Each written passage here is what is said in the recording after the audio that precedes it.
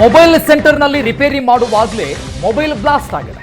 Mobile blast ಆಗಿರುವಂತಹ ದೃಶ್ಯಗಳು CCTV ಕ್ಯಾಮೆರಾದಲ್ಲಿ ಸೆರೆಯಾಗಿದೆ. ಕೊಪ್ಪಳದಲ್ಲಿ ಆಗಿರುವಂತಹ ಘಟನೆ ಇದು. ಕೊಪ್ಪಳದ ಜಗದಂಬ ಮೊಬೈಲ್ ಕೇರ್ನಲ್ಲಿ ಆಗಿರುವಂತಹ ಘಟನೆ. ಮೊಬೈಲ್ ಏಕಾಏಕಿಯಾಗಿ ಬ್ಲಾಸ್ಟ್ ಆಗಿದೆ.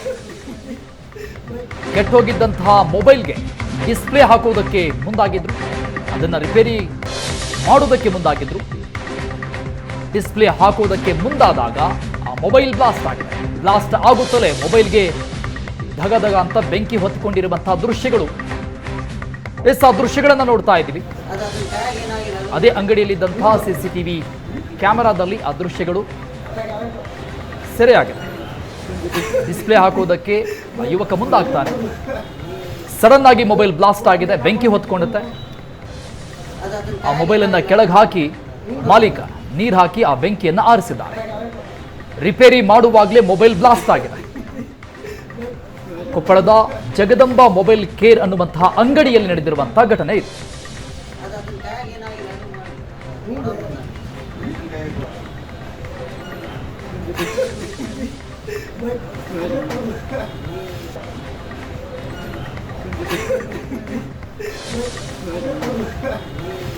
ಸ್ವಲ್ಪ ಹೆಚ್ಚು ಕಡಿಮೆ ಆಗಿದ್ರೂ ಕೂಡ ಯುವಕನಿಗೂ ಕೂಡ ಬೆಂಕಿ ತಗುಲುವಂತಹ ಸಾಧ್ಯತೆಗಳಿದೆ.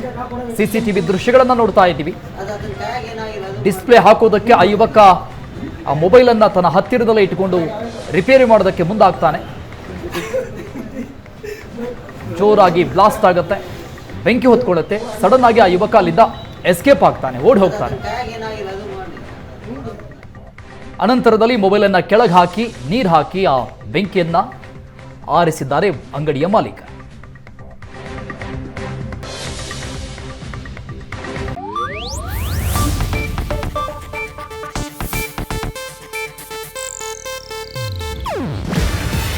ಇದು ಏಷ್ಯಾನೆಟ್ ನ್ಯೂಸ್ ನೆಟ್ವರ್ಕ್ ಪ್ರಸ್ತುತಿ.